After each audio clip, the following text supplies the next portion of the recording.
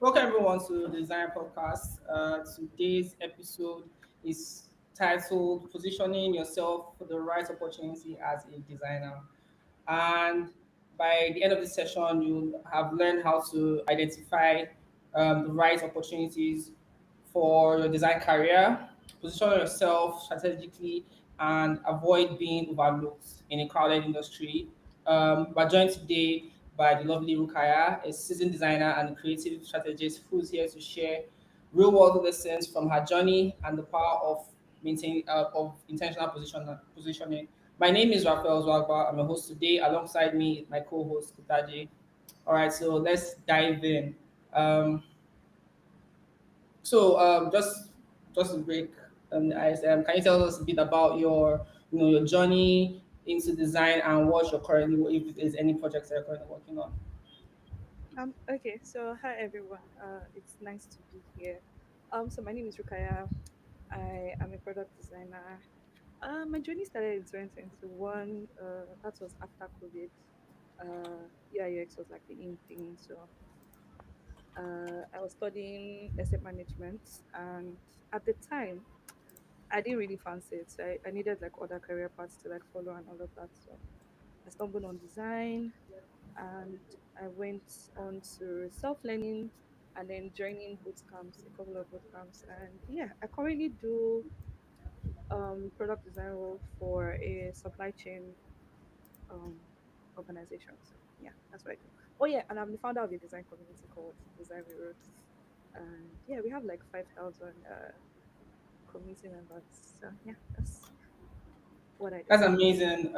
So that your community is thriving, and I follow up with what you guys do online. And that it's really amazing how you are helping designers come up.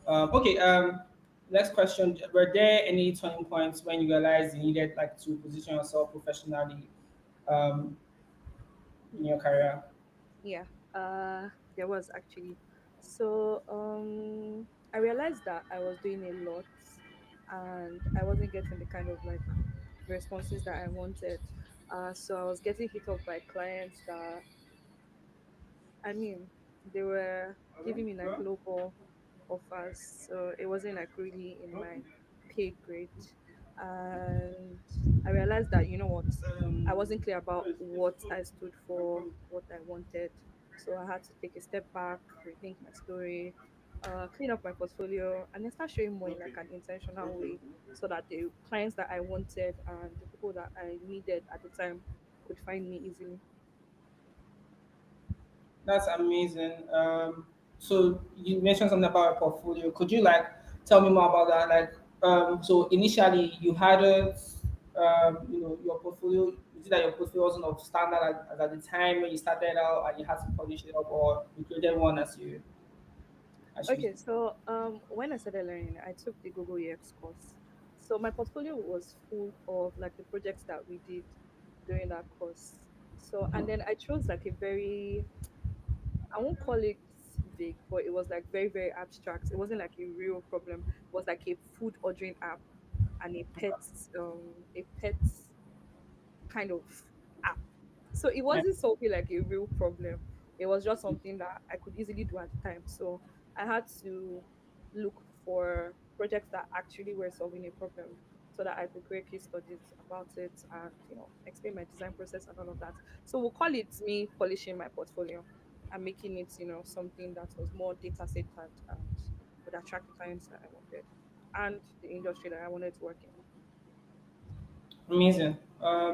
That's great. I think it's interesting that you mentioned, I think like a light bulb at some point, and correct me if I'm wrong, a light bulb came on and you realized, well, solving a problem is what designers do, and that's like a better way to position what you do as opposed to, I design, Great, great. So how do you define an opportunity as a designer, and how do you define the opportunity as a designer? Is it about the projects, the clients, roles, or is it something else? Hmm. Okay, so for me, yeah, the right opportunity is like where growth and alignment come together. Mhm. It's not just you saying, "Oh, I'm working in a senior as a senior product designer," or I'm a lead designer, right? I need to figure out if I actually care about what that company is solving, the problem that they're actually solving. Am I doing too much? Um, is my value being noted? Because at the end of the day, to be honest, yeah, if you are just doing a lot of work and nobody knows exactly what you're doing, you just be running around in circles. So it's, what problem are they solving? Do I enjoy working on that problem? And am I doing too much? And am I being valued? So that's when I'll know if this is the right place. Because as designers here, we want to grow. We don't want to keep being in the same spot, earning the same pay. We want to grow, see our pay increase. And we want to be put in rooms where, they're having the serious conversations. So, when you're being called into stakeholder meetings, you know that, okay, these people actually value your input and you're doing something well. Yeah, yeah, totally agree. As for me personally, I mean, coming up not knowing like how important it is to be in those rooms where decisions are being made. You have to position yourself as somebody that who has value to give. Fantastic. Um, so what does position mean? What does positioning mean for the for a modern day designer? Like in today's world, what does that? Like, what exactly does that mean? Hmm. Okay, it's people knowing what you do without having to explain what you do. So I mean, if I Mm, open on your profile, I already know like what this person does without having to read too much or do a lot of finding. It's clarity in like how you show up, your work, your content, your portfolio, and even how you introduce yourself. A lot of people say things like, "Oh, I'm a product designer that scales um, small stage startups to yeah. get them to like 50K, something. I don't know what you do. But if you told me I'm a product designer with with a focus on early stage startups, clinical, blah blah blah blah blah like that, I know that okay, you do product design, but just using like a vague term, I don't know what you do. And then your portfolio, imagine having a portfolio with like I said earlier, my food ordering app, and I'm Yeah. applying to work in a place like Google. Mm, Eh, it yeah. doesn't fit. Yes. Yeah. Positioning is clarity in the kind of work you do, your content, what do you talk about, what kind of things interest you, your portfolio, and your introductions. Amazing. Amazing. So something stood out for me when you answered that question. That was about you spoke about the content that you so how deeply do you think as a designer, the kind of content that you put out, it kind of that's what helps in positioning you and making you stand out from the rest. Okay, so on Twitter today, sorry, X formerly Twitter. I'm still used to calling Yeah. it Twitter. X to that means right. We have different kinds of people Yeah. in the design space. Yeah, we have what we call design influencers. We Mm-hmm. have actual designers. We have Mm-hmm. mentors. We have we call them I call them OGs because like the old people who have been Yeah. there in the game before we came up. Now these people all have different content that they put out, right? An actual designer looking for gigs and looking for work would be putting out more of designs they've done, Mm-hmm. projects that they are building, things that they are sharing, and all of that. They'll put that out. But a design influencer will come and tell you, let me think of something random without making it seem weird. Earn 50K, earn 50K dollars if you join my bootcamp in 1 month as a designer in 1 month, right? So you can see that like there are different content. An OG designer would probably be talking more about the design space, how it has been through the years, what they've learned, their experience, things that they wish somebody told them earlier in their days, and now they are now trying to like help people after them, know these things. And mentors are looking for mentees, obviously, so they'll be selling classes, master classes, courses, and more of that. So each of these people have like their different contents that they put out. So you want to be sure. That's why I spoke about clarity in the previous question. You want people to know exactly who you are without having to, you know, have a whole overload of information and everything. So if you are coming as a see, there's nothing bad in being a design influencer. If that's what you want to do, let me see it clearly and Yeah. let it be known. But if you're someone that is looking for gigs, trying to attract the right clients, let it also be known. Let me be able to see that from your content. You can't just be dabbling into different things at the same time and then you say, "Oh, this is what I am." It's confusing. Yeah. That's amazing. Fantastic. Love how you broke down the why it's important for clarity to come into the conversation before you even you know decide how you want to, like, the kind of content that you want to put out. Very Thank important. you. Okay, then. So which now brings me to my next question. You know, do you have like any top of mind strategies, any strategies that that is your go to for being top of mind, for opportunities that a lot of people don't know about, or it's just something that you use currently? Um, hmm. If I get you, you're talking about strategies to finding opportunities, right? Yeah, yeah. Okay. Um, I spoke to someone earlier. She told me she wasn't getting gigs, wasn't getting jobs. And then I asked her, "How do you apply for roles?" And then she was like, when I see the job post, I just apply and then I wait for feedback. And then I told her that there are 10,000 people doing that exact. So what makes you stand out and what makes you different? And then she was Yeah. like, eh. So then I said, um, a lot of people are going like in one direction. Go on LinkedIn, look for jobs, apply, use the easy apply, or go to the website that LinkedIn redirects them to and apply for the roles and then wait for feedback. But people forget the fact that on LinkedIn, yeah, they have the recruiter. Um, so person is hiring, and they forget the fact that they can message that person, take it a step further, and kick off a conversation with that person. Because at the end of the day, the person that's behind that application is a human being like you. So Mhm. kickstarting a conversation with that person, say, "Oh, hi, I'm John. I recently applied for this role, blah blah blah blah blah. Here are my qualifications, and I'll be open to know anything that's would be essential to scale this interview and whatever, whatever, whatever." That Mm. person will say that, "Ah, okay, this person has taken a step to reach out to me. Oh, that's cool." Same thing applies to Oppo, which I haven't even figured out. But someone taught me something, and I think I should share here. On Upwork here, when you're applying for roles, you might not see like the name of the person, but if you scroll further, like downwards, if this person has previously hired for a role, you should see the person's name when the freelancer is giving a review. So it's probably going to be, "Oh, I recently worked with Rukaya on her project, and this is how it went." Now, when you're sending your proposal on Upwork, when you make it more personalized, the person will be like, "Ah, come, how does this person even know my name?" So now then they know that you had taken a step further to actually search for their information, and they know that, oh, Mm. this person is actually interested in getting this job. That's when your proposals get viewed and everything. So I've given you like two strategies. Then there's another one. This one is my own thing. People say cold emailing.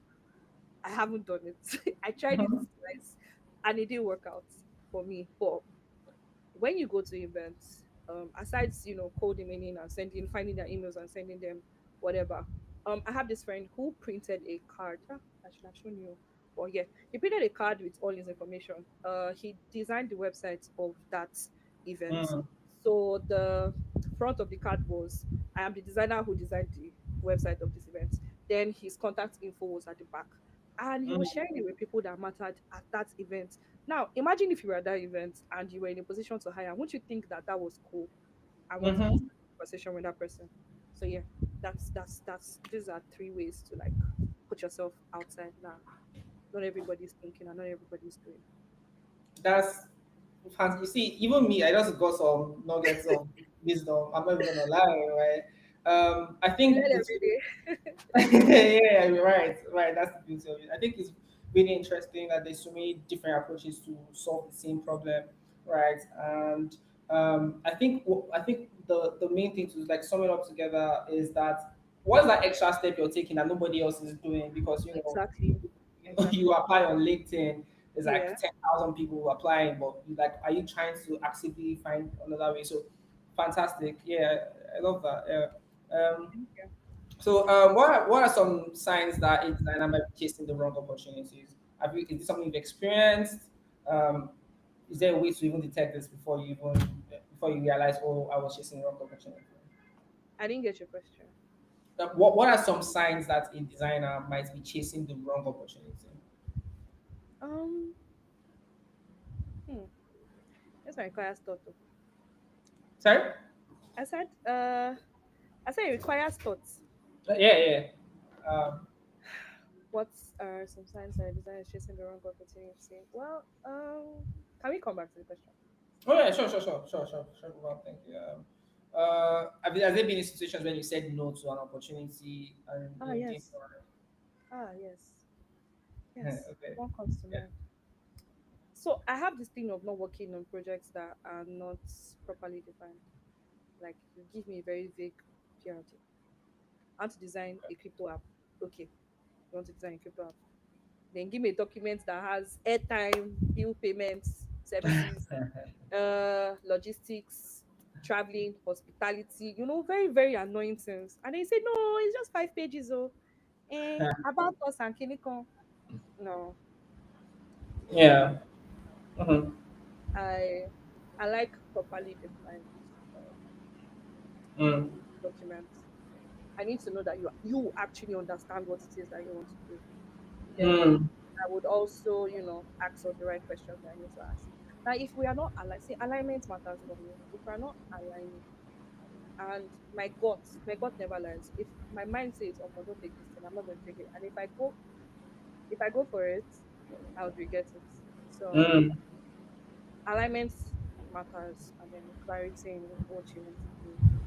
So yeah, your previous question, Yeah. um, signs that designers are chasing like the wrong opportunity. Funny enough, you just kind of answered. Is almost the Exactly. same thing. You just kind of Exactly. answered. I Yeah. went back to Yeah. that's why I went back to it. If you notice that you're being undervalued, Mhm. underpaid, you constantly question like your skill, you Mhm. feel drained and you're not happy doing what you're doing, you're questioning, oh, am I even in the right field? Then you're probably in the wrong place. Or you're Yeah. doing like the wrong job at the time. Then if you're not excited, see, design excites me. I love it. If you wake me up anytime, any day to talk about design, I am there. Like it's me. But the moment I am not gingered or interested, I know that okay, this thing is not mine. This thing is not for me, and I don't force it. Because if I'm not excited about something, you can always tell from how I talk about that thing or our conversation. So Yeah. if you feel like you're only doing it because of the money, it's not because it interests you, then no more. You're not in the right place. So yeah, that's it. Raphael, can I follow up a bit with Rukaya here? Yeah. Sure. Please. Okay, so in terms of knowing the wrong or the right opportunity, don't you think it's subjective, right? Like I know you've spoken about excitement, Yeah, being alignment. valued and all, but I think different people we can have some generics when it comes to okay, Yeah, sure. what should identify the right opportunity, but don't you think it's something that's subjective, right? What may be the wrong opportunity for you doesn't excite you. Maybe you're looking for excitement, some people are looking for money, right? And stuff or challenges basically. So I don't know, maybe you can share a bit on that. Yes, you're right. You're right. And these are things that we talk about a lot. And someone actually said it that okay, see me, I will not take a I'm just giving a vague um figure so nobody should quote me anywhere. I won't take 100K job, but there are people that will take 100K job, right? Mhm. Because I feel like the effort I'll put into that 100K job will not match. It doesn't match, right? So my input is not matching the output. But there's some people that don't care. They just want to eat, right? But then I ask questions like, if that money doesn't come, what is in it for you? Like, what is going to make you stay? So if your answer is still money, then money. There's sometimes where your company will delay your salary or or the gig that you're working on. Probably they haven't raised and they're bootstrapping and money is not coming in anymore. 3 days, 3 months, they've not paid you. What is going to keep you there?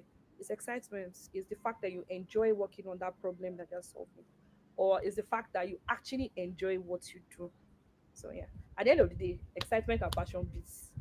finances. Mm.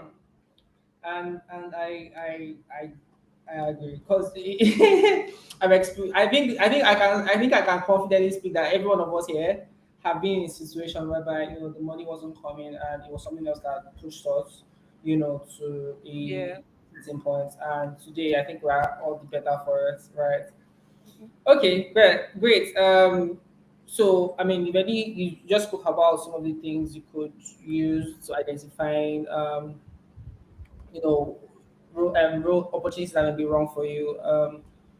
Do you have any thoughts on how you can handle imposter syndrome? I know that this is something that that affects almost every designer, but do you have any thoughts about how to handle imposter syndrome so it doesn't affect us in identifying opportunities? I've seen imposter syndrome as a sign that I am growing. That you what? That I'm growing. Oh, okay. Oh, When I interesting. Yeah. start feeling like, oh, more, am I actually in the right place? I feel like, yeah, I've actually gotten to a stage where I need to start reflecting. So there's something I do.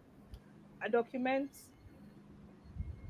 my small wins, my big wins. I try to celebrate them. I try to write them down because these are things that I would go back to remind me that, come, this thing that you are facing now, you did not just get to this point. Like, you didn't just fly there. It was a journey. It was a step by step thing. And excuse me, there were some things you did that led you to this point. And um, I try not to push it away. I would dwell in it for a bit, then just feel the feelings. Yeah, let me call it feel the feelings. Mm-hmm. Yeah, just remind myself that, okay, I know what I'm doing. Then speak to people that I will not call them mentors, but yeah, mentors. Uh, um, and seek advice. Oh, this is how I'm feeling. Uh, I know I should not be feeling this, but this is what I'm feeling. I just get them to reassure me and remind me exactly why I deserve where I am, deserve to be where I Mm-hmm. am. Fantastic. Fantastic. Very, very, and it's really important because like imposter syndrome is real. I think it's dormant in almost every creative. It's Yes. inevitable, like Thanos. Okay. I have a follow up. I have a follow up question for you, Ryan. Okay. Raphael, let me. Okay, so while you were talking about imposter syndrome, like for you, it means that you're growing, yes.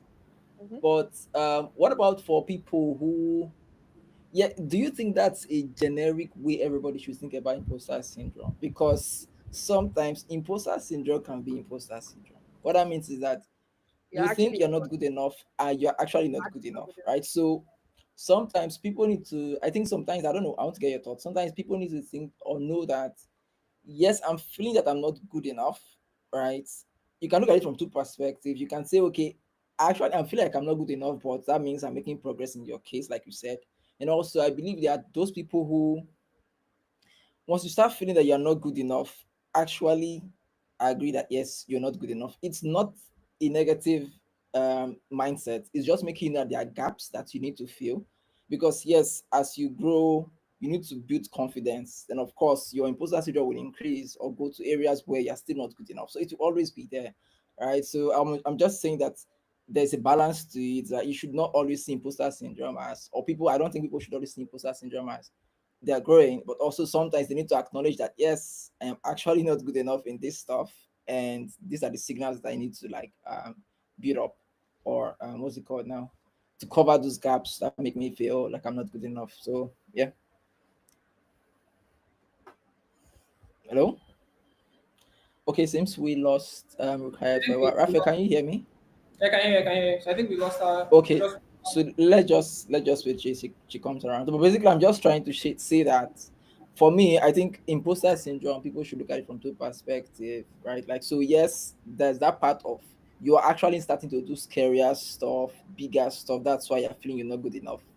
Good, you're growing, yes, but also there's the bit you need to think about that actually I am not good enough, and it's not bad.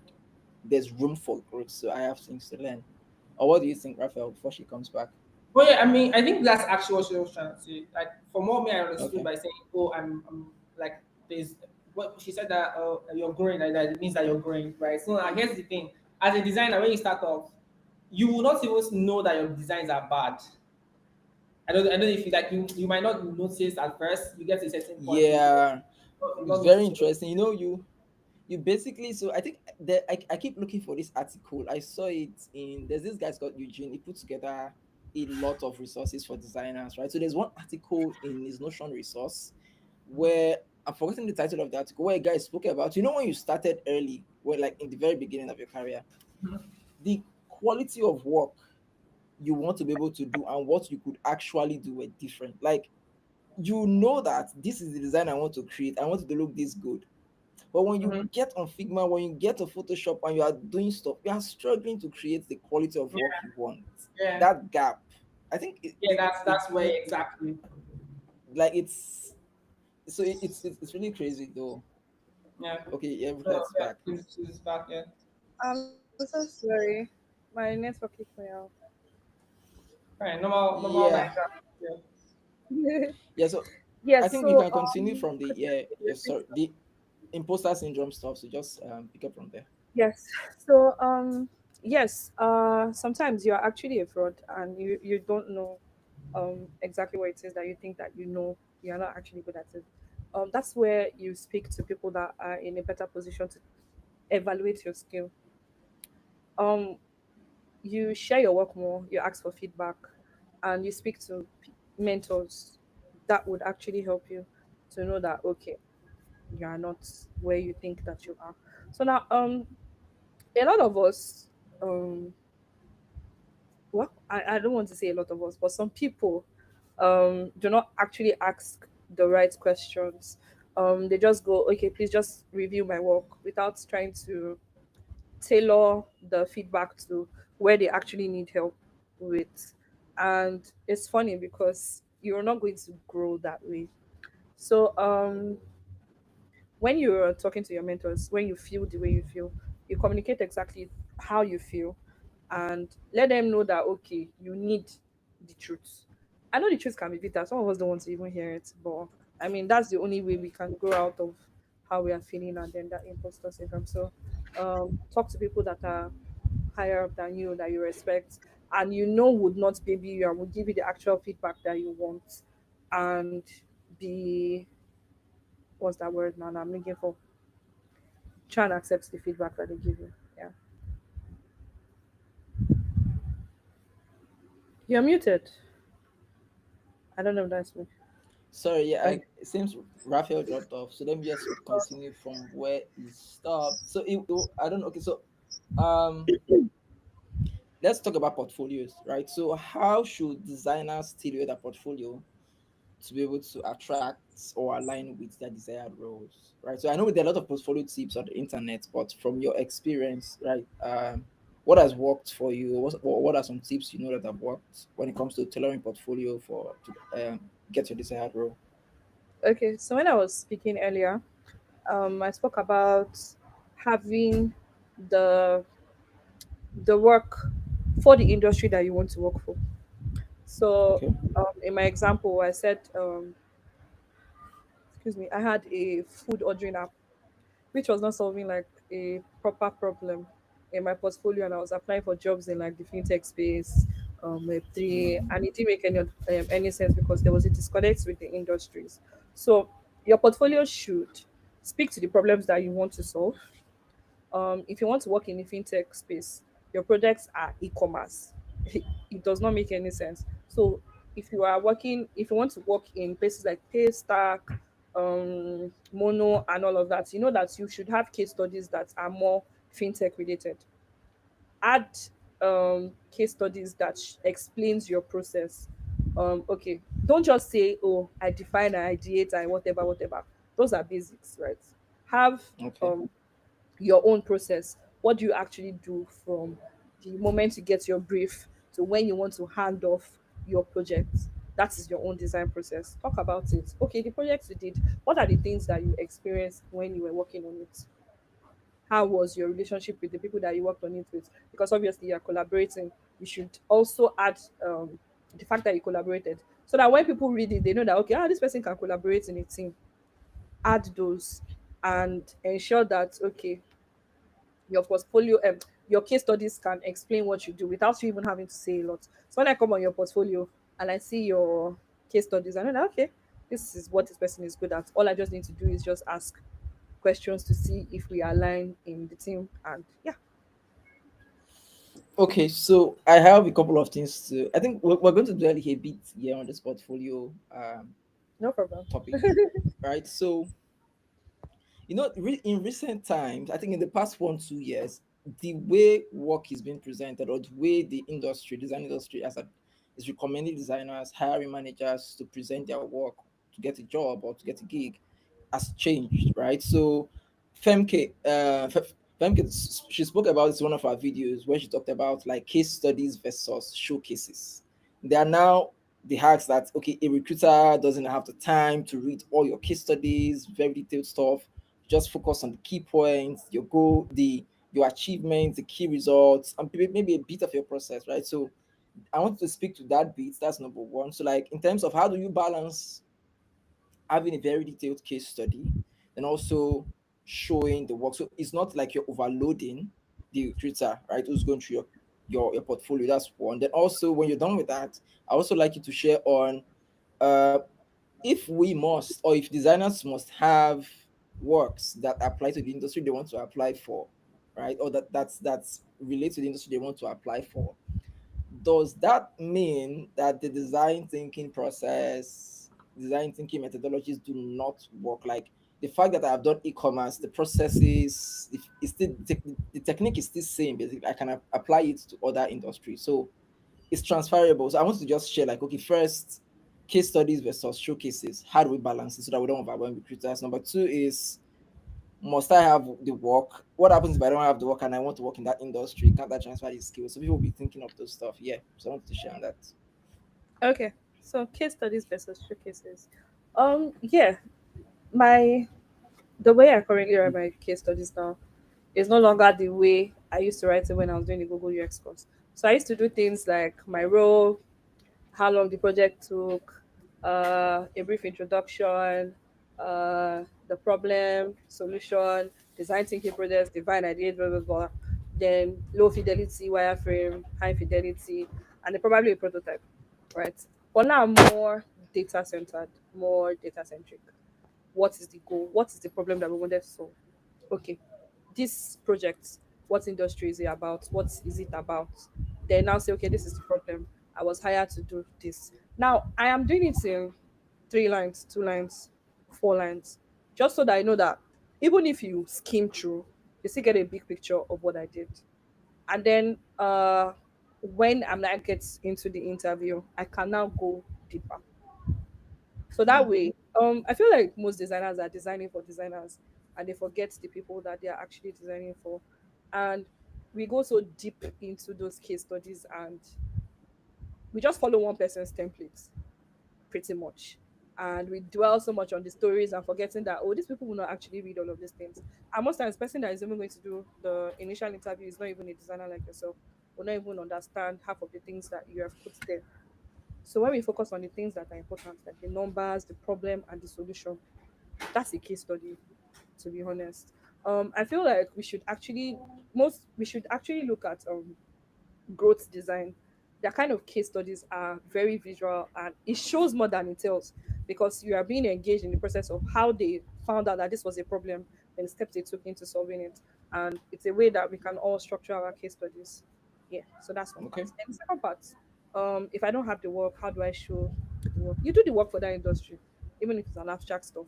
Um, Okay. Simplifying bill payments for next billion users, or redefining card management, right? It's vague. It's not vague, but it's a problem, and you can add it to your portfolio. Now, yes, the skills you used in the e-commerce industry can still be transferable, but most hirers in different industries want to see that you've actually done work in their industry.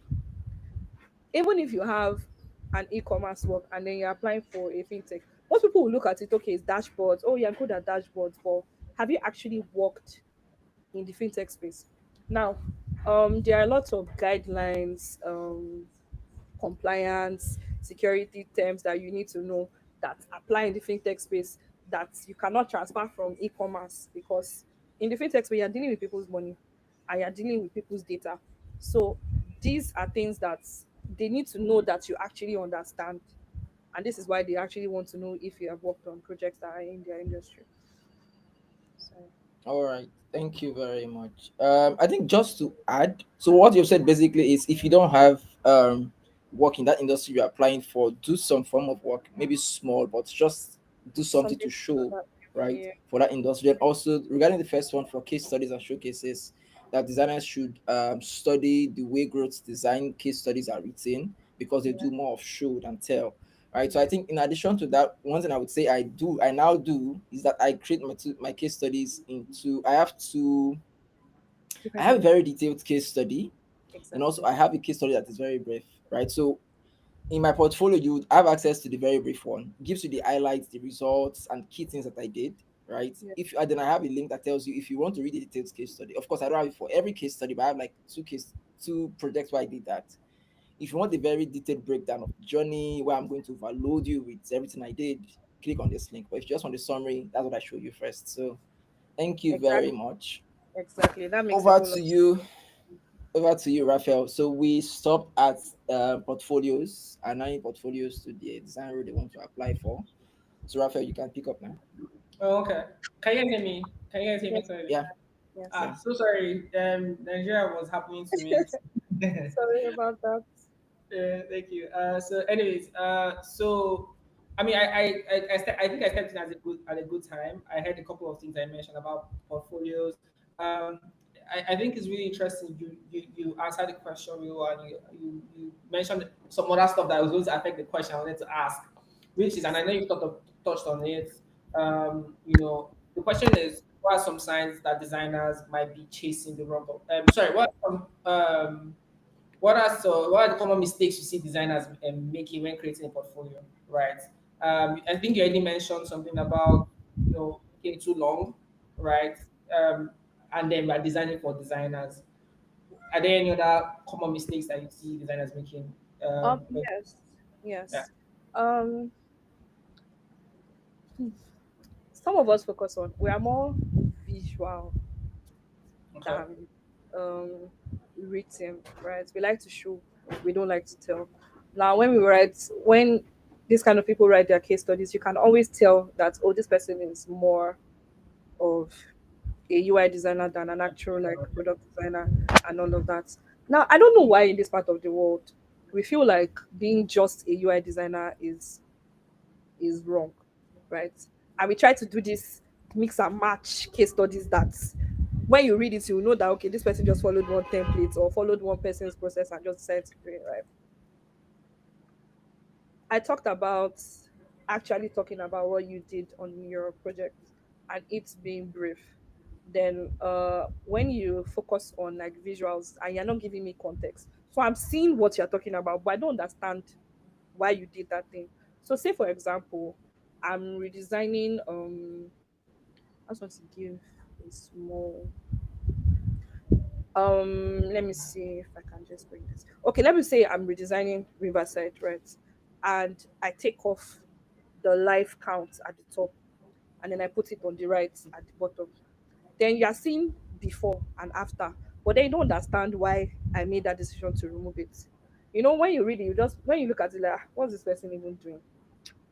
You skip it. But when I tell you something like, oh, people do not focus at the top when they are um trying to get information about these things. But when I put at the right, it's more easier to view or it's more easier to touch, those kind of things. I understand, okay, okay, okay, this makes sense.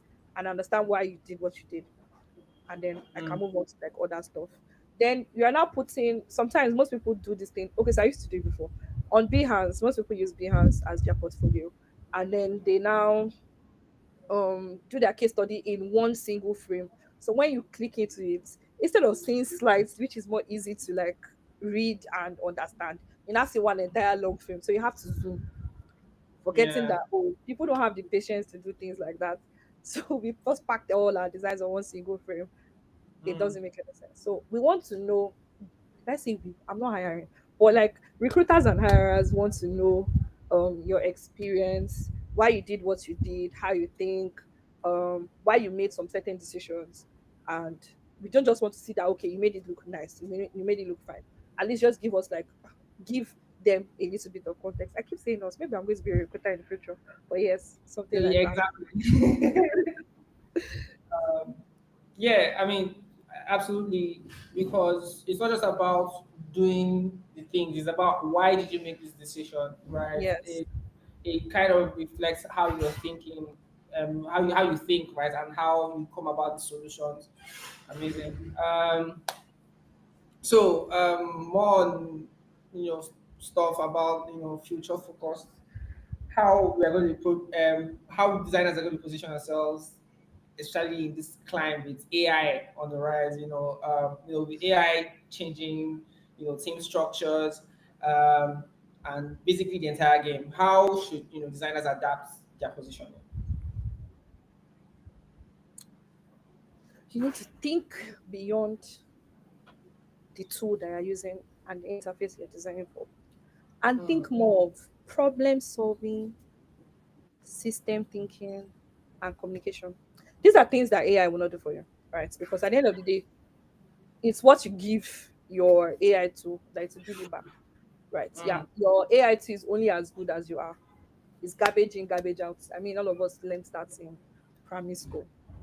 Um, recently, I've been learning how to communicate my design decisions better.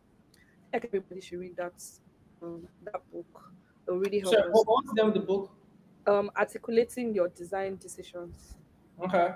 So with AI change with AI, right, things are faster and smoother. Your team can work really fast. I mean, you might not even need a 10-man team anymore because AI can already do the work that 10 people will do. But you need somebody that can communicate to your stakeholders, somebody that understands your business goal Mm-hmm, and how to create revenue, mm-hmm, pretty much. Now, what are the systems that you are putting in place to ensure that your product goes from idea to launch? mm, These are things that, I mean, AI will give you, but you still need somebody to that understands that. How do you solve your problems? How do you go from, oh, I want to design this app, to it being live? What are the things that you do afterwards? These are mm-hmm, things that designers need to think about. I mean, your tools will evolve, but how we frame our problems, guide our decisions, and then collaborate, that's where the value actually is. mm. Okay. So, if got you correctly, providing value, communication, thinking beyond the tools, like solving the problem, understanding the problem that you're trying to solve, and how you're going to solve it. Okay, fantastic. Um, so, what's one actionable thing designers can do, like right now? Start repositioning themselves. Like, what do you think? Okay, I've heard about repositioning, but like, what are those? What is the first step I should take? Clean up your portfolio and your Mm, link. mm. And so I'm not saying Twitter now because Twitter is like a personal space. May I tell? Sorry, I'm reading. Can you provide more context? Sorry, is it for the previous question? I think I No, no, already. not for you. It wasn't for you. Somebody Oh, asked the question, and he's trying to oh, answer. Yeah. okay. Yeah. So going back. Um, yeah. So Twitter. Yeah, I keep telling people that Twitter is my own personal space. Right. Mhm, As much as I want to show that I'm a designer, I like to also show my personality as well. So sometimes you might go on my Twitter and say, ah, this person is not showing off at work here, oh. But mhm, you will see my portfolio link, you will see my LinkedIn. Those are my professional spaces. You will not mhm, expect to see me come on there to be talking about Davido and Wizkid on LinkedIn. Even though there are ways that you can structure the content to make it more professional sounding, but my Twitter is my personal space. So now I would say clean up your LinkedIn, uh, your about us, your headline, your experience, and what else? Yeah, those, get it in order. Let people know what you do at first glance. Don't just yeah, put product designer. Make it something that if someone sees, they understand what you are actually doing and the kind of clients that you want to attract. Then for your portfolio as well, Remove abstract projects. Think of actual problems that you want to solve or that is affecting your community, even if it's not directly affecting you. Think of Mm. this problems, try and create a solution for it. It could be a one-man design team, or you could come collaborate with other people, do that, add it to your portfolio and apply for jobs. These are actionable steps to positioning yourself. And then also you can start cold emailing or messaging founders, trying to put yourself out there and letting them know that okay, this is what you do and this is what you want. Fantastic. So basically, cleaning up your online profile. So the one that you want to use for professional work could be LinkedIn or Twitter, or depending on where you want to be known professionally. Yes. And also your portfolio, clean up your portfolio, do work that actually solves the real world problem. It doesn't have to be it's something that affects you directly. It could be something Yes. around you. Yes. Fantastic. Um, okay, yeah. I think that's like almost most of the questions that I have. It's been a very quick one. Usually we're usually way past time, but I think we're gonna make it right now. I think we have like 15 minutes more. So I think there's a question in the comments. But first, I'm gonna be handing over to Kutaje, who's going to be taking the rest of the session. But also, it's been an amazing conversation. I trust me, like some of the things you mentioned, I'm gonna be taking action on them.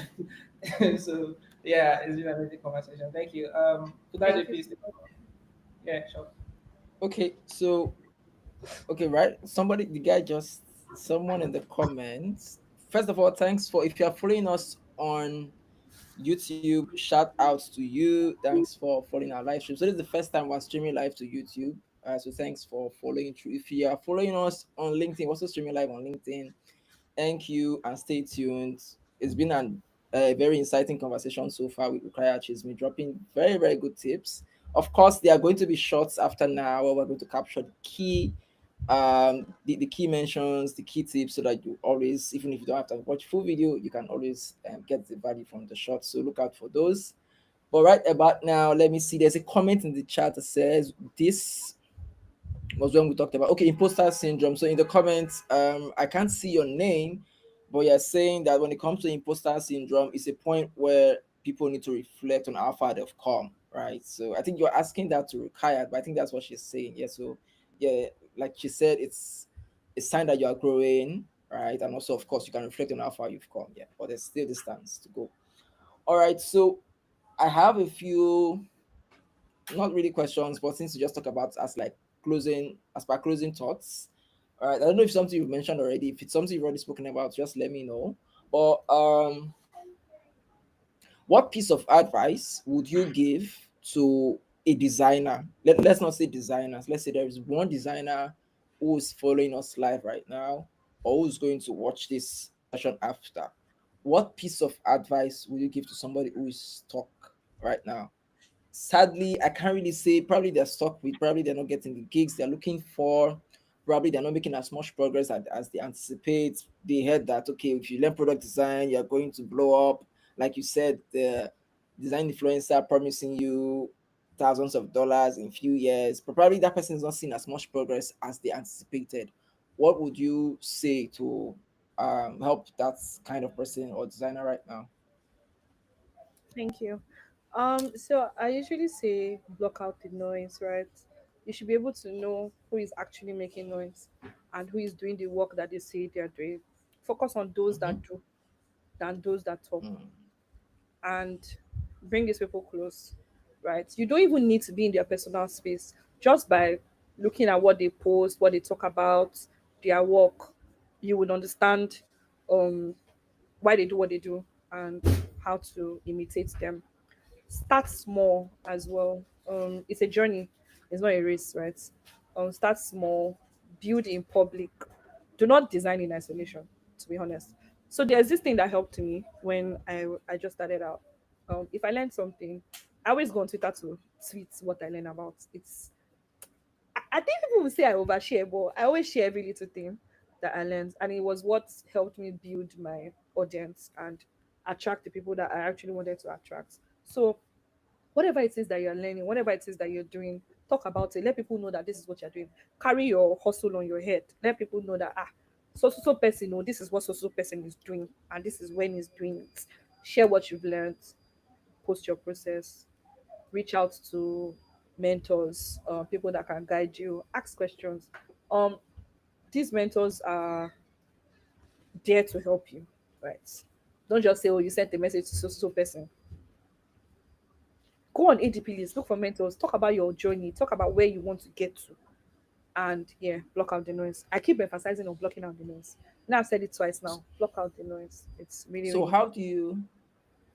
do you separate? Okay, so from what you said, I think you talked about focus on those who do more than That the ones who talk, right? So a lot of people come on Twitter, come on LinkedIn, and they, well, if you are going to, okay, I don't talk so much, but I don't post so much of my work. So okay, let me not make this about me. But the number of people who just, if you go through their timelines, you see them talking a lot, right? But there are also those who you see that you can even see they do, you see more of their work than they talk. Or probably if you match the ratio of times they just come to post and the amount of times they've shared their work, you can see like the ratio is balanced. So you're speaking like, okay, focus more on those who show workings, not just those who rant or just have yeah, opinions to share on yeah, that's what social I'm media. saying. Okay. Those that say, um, um, so I have this thing here where I feel like okay, sorry, rather, I made a post recently of how the design space is filled with people sharing more of their finances than the actual design work. So I come on Twitter and I'm saying, "Oh, I just earned $50,000 yesterday," trying to attract people.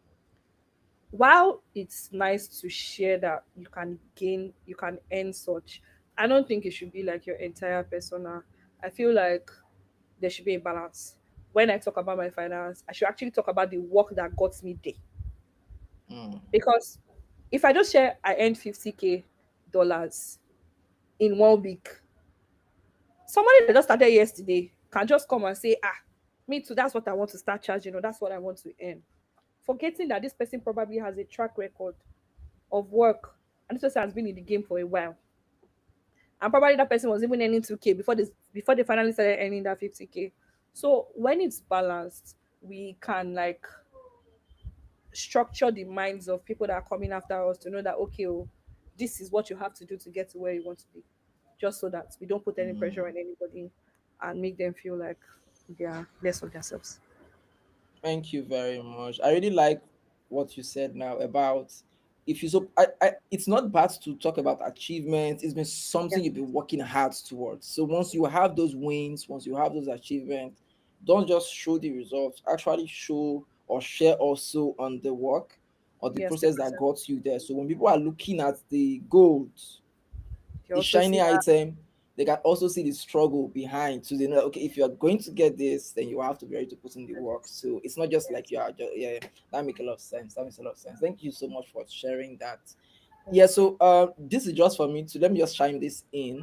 So our next session, because we had made mention of mentorship, right? Like get mentors. So our next episode, we are bringing someone who's a very good mentor, right? And the topic, she's it's a female also. She's going to be talking Oh my about mentorship, god. like Nice. how do you, so mentorship is something that a lot of people advocate for, and it's necessary, it's a very important thing that you get and you do, right? But how do you know who, what is the right mentor, what, how does mentor mentee relationship work, and how do you know who to even reach out to, or probably who to understudy as a mentor, right? So we're bringing someone whose expertise is purely that when it comes to design, product design, and they're going to share it. So don't miss that episode. It's going to happen the first week of next month. And if you don't know already, we stream our episodes once a month, first Saturday or the second Saturday of every month, depending on the schedule of our guests. And also, we are here, it happens 6 p.m. on the Saturday. So every Saturday, when we are streaming an episode, it's going by 6 p.m. All right. So, yeah, on to the next one. I think retire, this is now over to you. So, tell us about you. I know at the beginning, Raphael did an introduction about you, and also you spoke a bit about yourself. But now is the part where you get to sell, talk about anything you want to talk about, like something you want to promote, talk about yourself, what you're working on, where can people find you. And I can't help but notice that you are wearing a CP shirt. So I know CP, I know I say, and I, yeah. Yeah. So while you are giving CP, you people did not pay us for this Yes, promotion yes, yes. that Please Rukaya is giving you. go and check Okay, so yeah. cp.live. So yes, let me talk about CP first. So I said is a Okay. friend, and he built CP Life for you to gain access to like drinks at any time. So it's just like drinks.ng, but yeah, please check out cp.live. They just recently launched, and Isa is an amazing person, so support him. Also, about back to me, what do I want to talk about? I mean, the core of my life is my community, right? If you know me, you know I like giving back to the design community.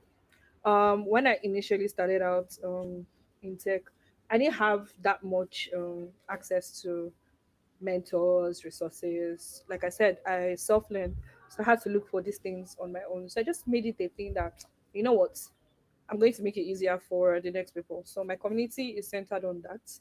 Inclusive, inclusivity and creativity. This is the core of my community. So you can check us out on LinkedIn, Design with Rooks community or DWR community. We have a website as well. I think I should talk about that website. So, Michael, you see, to show that I'm actually a very valuable person and I'm a good person, my community members actually designed that website for the community. So go and check it out. Wow. You'll see it at the bottom. Designed with love by Design with Rooks mods. These are like the moderators of the community. So go and check it out.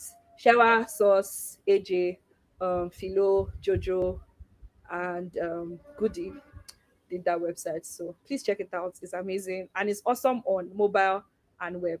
What else again am I doing? Oh yeah, I do. I try to create content on TikTok. I stopped for a while. It's Rookie the Techie. That is RUKKY the Techie. I share design tips and yeah, whatnot on uh TikTok. What else? I'm doing a lot of stuff in the background that I cannot share yet because I'm still trying to define the scope of everything. But yeah, I have a lot of Yeah. things I'm working on that would help the design community as a whole. And yeah, that's pretty much about me. What else? Any other thing I can share? Yeah, join my community. Apply to join the community. Through the website. Yeah, and yeah, All that's pretty. right. So you're going to find the link to the community design with Rooks community in the description on the YouTube video. So we don't have that right now. So Rukayat is going to share with us and we're going to put it there so you can always access whenever you watch this video or if you're following us right now. So we have come to the end of today's session. It's been really interesting. I think this somewhat is our shortest episode. Reason being that we have learned along the way, right? So we have cut out some excesses from our conversations and also how we ask our questions and also the effectiveness of our speakers. So thank you very much. It's been a valuable session. So for those of you who are following us live or if you watch the video, if you are not subscribed to our YouTube channel, please do subscribe so that you can get updates when we put out our shorts, when we're also scheduling for the next session, you can follow live. Thank you very much to Rukaya. I have a question. So the spelling of your name, what you sent to us had K and T in it. But what you Yeah, have here has a Q and a double Y. So what's going on? Why I like is that you married paid T? attention. So my government name is Rukayat, but that's not The the one with the actual T. spelling or pronunciation. So it's an Arabic name. It's Rukoya. So it is Oh, Ruqayyah. So there's a stress on the Y. So it's Rukoya. So that's the way I like my name to be spelled. But because my government certificates all carry Rukayat, so credentials. I Yeah. use that professionally, and then I'll tell you my name is Rukaya. All right. So thank you very much. It's been a Thank valuable session. Raphael, any last words for Rukaya before she goes. Thank you for recommending. No, no, no. I mean, I think I'll probably try joining. I'm not promising because before you kick me out, Oh, no, it's fine. I'm probably try joining the community. But yeah, it was an amazing conversation. I've actually learned a lot, and I'm going to strive to be more intentional about positioning myself and put myself out there. So yeah, thank you. Thank you so All right, much. 1 minute, 1 minute announcement. Sorry, before we go, we are starting a new show, or a not a new series. We're starting something new at the Designery. Very interesting. Right, so look out for it on our social handles on LinkedIn, on Twitter. We're going to make a live announcement on it on YouTube. So it's not a typical podcast, and that is going to be happening every Saturday. Right, so maybe I should drop a teaser for you right now, but we're looking to have live sessions, right, where we tackle real problems live. We're going to bring designers in here, and you'll have the opportunity to gain access to what their thoughts is like. Like you go behind the scene and to pick their brains on how they solve real life problems live, and you get to ask them questions. So stay tuned. Fingers crossed. You're going to hear from us definitely. So Rukaya, thank you so much. We are definitely going to come back to you for another session on a different topic or something else. But Yeah. for today, I would say you killed it. And thanks everybody who followed live. See you in the next one. Thank you so much. Peace. Thank you, everyone, for joining. This was really nice. Do have a lovely evening. Bye, guys.